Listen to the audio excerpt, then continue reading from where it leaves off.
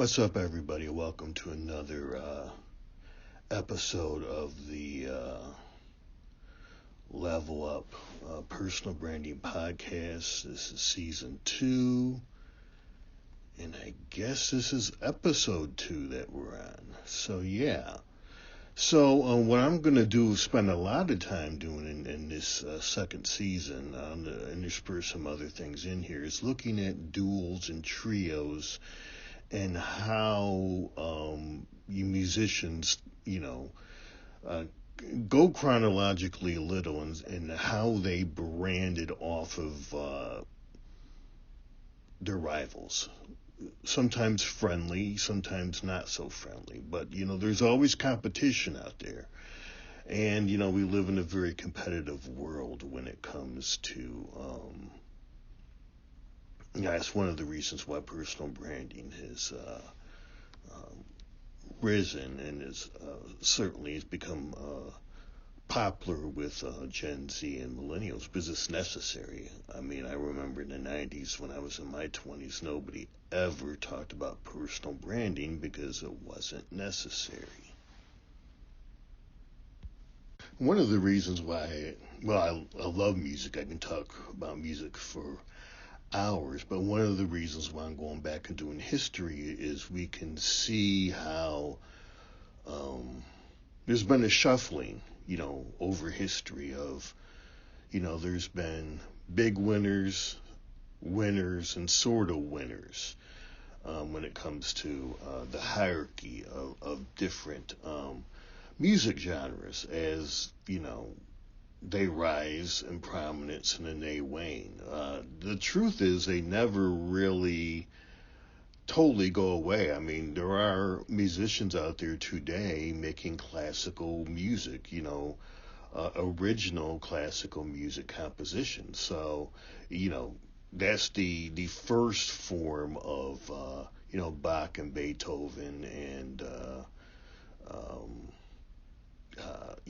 that ilk. And it's interesting now that I wasn't even planning on going that far back, but who are the kings? It's Amadeus, it's Mozart, it's Bach, and it's Beethoven. Now, there are more than 4 composers. I mean, and this is over hundreds of years. And why do we know those 4, but we don't know others? Well, branding wasn't a thing back then. It was really good work rose to the top when it came to that era. But again, there are hundreds of composers back then, but those are the 4 we know. Going to the big band era, Duke Ellington, Count Basie, Benny Goodman, and Dizzy Gillespie. I mean, those are the 4 biggies. Those are the ones that history has remembered. They weren't the only 4. And I talked about the Universal Fire, and there were some big band leaders that had their stuff lost in the fire, and probably, of the 4 acts I just named, some of their stuff was lost in that fire. Why didn't these other guys, why aren't they, and, look, back then they're guys, let's be real. Females weren't leading bands, or they weren't getting record deals if they were, let's just be real. But why these 4 and, the countless others? Well, I mean, again, they were the best. So the era of jazz after the big band era, I mean, you have Miles and John Coltrane at the top, period. I mean, everybody knows, even if you're not a jazz fan, you know who Miles Davis is. You know who John Coltrane is. And then you have, for the vocalists, I mean, you have Cab Calloway, you got Billie Holiday, you got Ella Fitzgerald, and you have Sarah Vaughan. And then you have this second tier, Charlie Parker Bird. Some people will put him on that first tier, but, Thelonious Monk, Dizzy Gillespie, Louis Armstrong. And my 3 favorites, Sonny Rollins, Cannonball Adderley, and Dexter Gordon. Now, obviously, I love Miles and John Coltrane and respect all of these great musicians. But, I'm love me some Sonny Rollins and Cannonball Adderley and Dexter Gordon. And then you have Dave Brubeck and Stan Getz and Chet Baker and Bill Evans. They probably fit in that second tier. And there's other folks too, in that second tier, but they're not as remembered, they're not as revered as Miles and John Coltrane. So how does that happen? How does this stuff get all shaken out, particularly? And it's an interesting question as we're leaving the rock era, as rock is the dominant genre. I mean, you have, on the cover today, the founders of rock, which is, is a little different from blues, even though they came, modern blues, late 40s into the 50s, and, the heyday of blues and of the founding fathers of rock, which is different, which is essentially rockabilly, were there simultaneously. And so, but I'm going to talk about, branding on the rockabilly side and how that's when branding really started for musicians and how some of these artists branded themselves. I'm looking at three musicians today. Elvis Presley, who has been coined the king of rock and roll, and really in today's standards, he's the king of rockabilly. Chuck Berry, the father of rock and roll. That's his, that's his brand, his title now. And Little Richard, the architect of rock and roll. So, that's how they decided to differentiate themselves and the people around them. Elvis, people argue, should Elvis be the king of rock and roll? People inject a race into this, the conversation between these three great artists. I think, Elvis was a very good singer, and Elvis really had good songwriters around him, and he started basically. His songs were to me, there's like three legs of a stool when it comes to the foundation of great songwriting, and it's Elvis, it's the Beatles, and it's Motown. And so, he has great contributions, when it comes to that whole realm. But Elvis is the king because Elvis, before Elvis, musicians and stars were very, very regional, sometimes only a few states. And Elvis was so big, he was the first to go national, and he really forced, music, companies to combine, and he forced a nationwide distribution network because he came out of Mississippi and Memphis.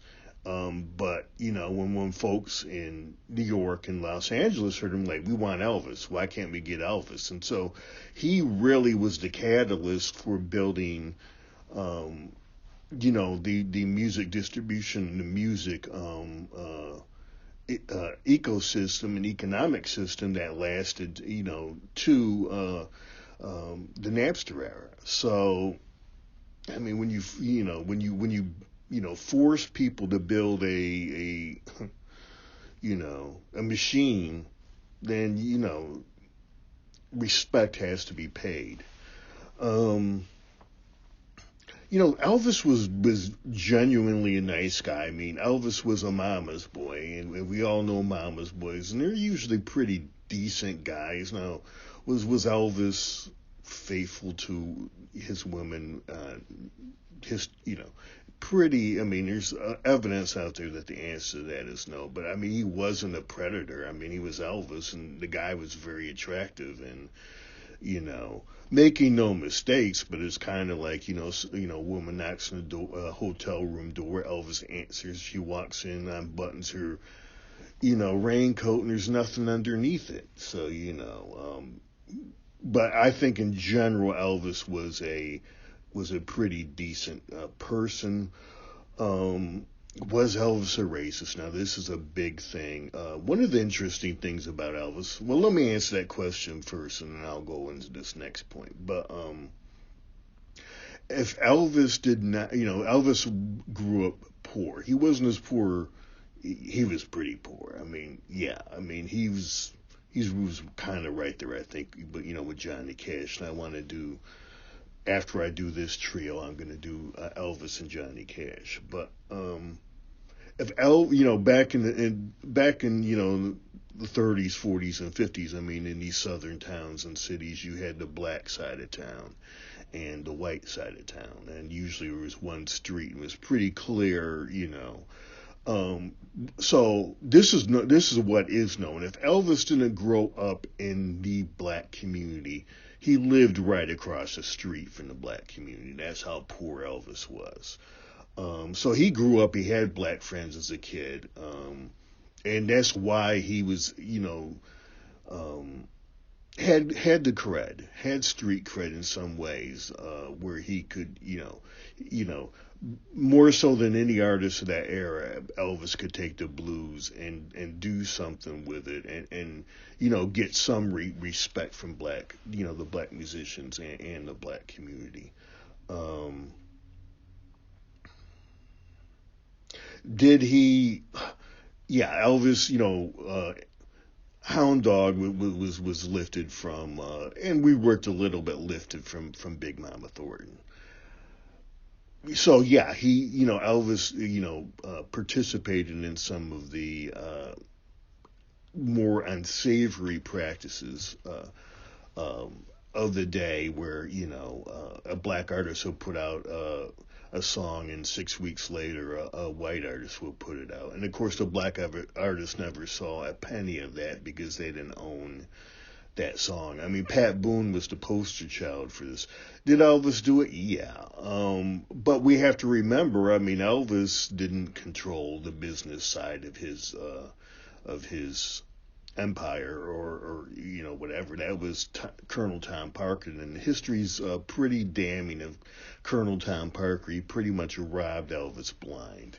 So, I mean, yeah, Elvis gave away, a lot of Cadillacs in his career, but he only saw a fraction of his money. I mean, who knows how much money Colonel Tom Parker siphoned off. I mean, it was certainly more than, what's considered fair in general, the 20%. I mean, most contracts is 20%, and then of course expenses. And when usually when folks sue, they either didn't, they were young and didn't read the contract, or they were the quote unquote expenses were lauded on, and they were bogus expenses. So yeah, I mean, clearly, there was some the racist business practices from the 50s. Elvis was part of that, but again, Elvis didn't have a clue about the business side, and Colonel Tom Parker was doing all that.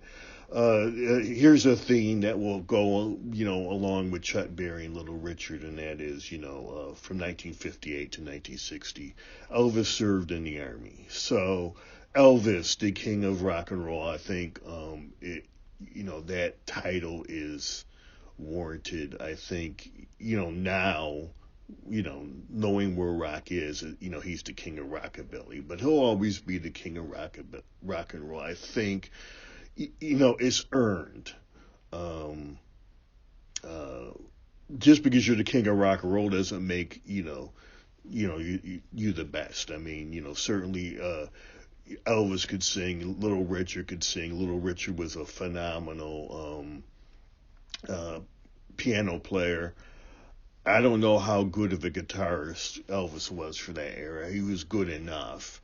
Um, Come on. Little Richard was a better was a better pianist, and thus a better musician. And for that matter, I mean, Lee Lewis was a great pianist, was probably a better musician, and Jerry Lee Lewis was a pretty good singer as well. So next up we have Chuck Berry. the father of rock and roll. So basically, Chuck and his people like, Elvis, you want to be king? Okay, but all of these guitarists, from the second generation of rock and roll, Eric Clapton, Keith Richards, Jimi Hendrix, Pete Townsend, Jeff Beck. They learned by listening to me, or they learned by listening to the three kings of blues, BB, who Albert, and I can't remember. Oh, geez, I should have written that down, but I can't remember. But I'll remember the Freddie. So the three kings, and then obviously Muddy Waters is in there too. So you can be the king, and hey, they had to lay, the groundwork nationally, and the radio stations popped up, and the the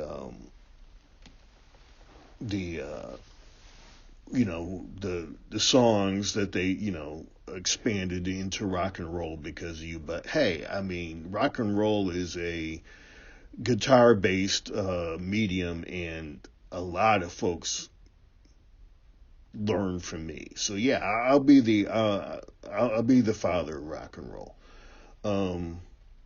And that's exactly. Oh, the other interesting thing with Chuck Berry, which I didn't know, but Ed Ward's first. I always talk about Ed Ward and his first book, the late 40s to 64, talking about the history of rock and roll. And so Chuck was a innovator in that everybody was stealing. Elvis was. So you could use the term borrowing, but when you look at the economics, going on, it was stealing's also a good term because these blues artists didn't get paid for any of this stuff.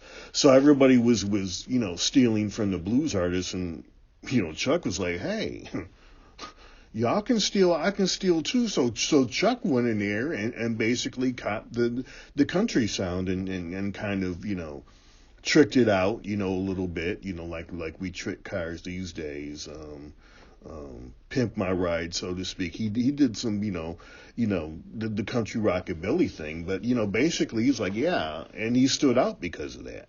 And he's the best guitarist of rockabilly because of that. He's like, why should I be in a lane over there with the three kings of Muddy Waters when I can, jump over here.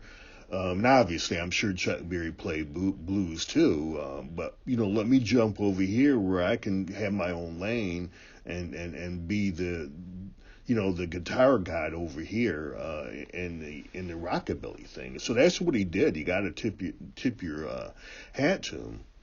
The other interesting thing is talking about Elvis in '58 going into the army, and Chuck got in a little went to jail, and it's the late 50s, so we can't really, suppose, people, the authorities, law folks thought, something fishy happened with between Chuck Berry and a minor. And Chuck was probably in his, I don't know how old Chuck was, but, but Chuck went to jail. And so that's Chuck, and that's how Chuck kind of, found his niche and how he kind of, carved out his own thing, while Elvis was being king. And thirdly, the architect of rock and roll, Little Richard. And why is Little Richard the architect of rock and roll? Well, it's really simple. When he was in Europe, the Beatles opened for him and the Rolling Stones opened for him before they ever had record contracts, before people really knew who they were. And on top of that, for a short amount of time, Jimi Hendrix was Little Richard's guitarist until Jimmy decided he was going to play with his teeth, on stage. They're up there at a concert and the crowd's going wild, and Little Richard's like, damn, I'm really killing it tonight. And he looked over and here's Jimi Hendrix playing with his teeth. And to make a long story short, Little Richard wasn't having that. They come to see Little Richard, not this crazy looking guitarist here. So that didn't last really long, but hey, Little Richard had his impact. He was a phenomenal piano player. But you know, Little Richard, left the rock and roll scene in the late '50s as well, because heard the call of Jesus. So yeah, this becomes a theme, from here on out in the music industry. And how do you carve out your niche? These were three very talented artists, with big egos, and but when you think of '50s rock and roll, those are the three. And there were a lot of other ones, there, and you'll hear their names, but nothing like like those three. And I think, if I'm not mistaken, I think all three of them were in the inaugural class for the Rock and Roll Hall of Fame. If not, they were certainly in the first two or three classes. So I mean, this is kind of the thing now. I mean, it's life, and you're always going to have competitors, and look around, whether it's in the business world or in the office, and you kind of, subtly have to find your niche and kind of self-promote yourself subtly. I mean, not walking around and, with a t-shirt talking about everything you can do. But it's, going back to an old, a saying that, writers use, and particularly in writing workshops, for fiction, show, don't tell. So don't tell people what you can do, show them what you can do. And really, Elvis, Little Richard, and Chuck Berry kind of, did that for branding. They were the first, and even though it wasn't called branding back then, and even, that's what it was. And, so it's a pretty interesting lesson on how they achieved and how they were able to stand out. So yeah, so we did trios today. Got a lot more duels and trios coming. This is very interesting. So I love doing these duels and trios because I'm doing some history. I'm doing music history and branding at the same time, and also I'm a Prince guy, so I get to do, Prince was such a master brander. I mean, I know I have my episode on Prince up here already, which is a little under an hour, but there's other aspects to him. So, what I'm going to do is I did my Michael video too, so now I'm going to do how Prince, down the road I'll do how Prince and Michael branded off each other, and also Prince and Rick James. I mean, I think there was respect here for, Elvis and Little Richard and Chuck Berry. I never heard of them hating on each other. Prince and Rick James didn't get along. I think Prince obviously respected Rick James as a songwriter and a musician, because you have to. But there's a lot of other things that Prince didn't like about Rick James. They clashed, and Rick James never. I mean, I saw Rick James a year or two before he passed, and he was on stage still cussing Prince out. So, fan of Rick James too, but Prince is my guy. But I got some more Prince coming, just because was such a good master brander. So stay tuned. There's more on the way. I'm kind of getting deeper into this thing, and looking forward to it. So yeah, thanks for showing up and supporting the channel. Hit the like button. Subscribe to the channel. Hey, I got 4 albums of my own. You can find them here on YouTube on the channel, and they're on all the streaming services. And I also have 2 science fiction fantasy novels on Amazon, and a novella. So thank you again, and I'm going to hit you back with some more episodes shortly.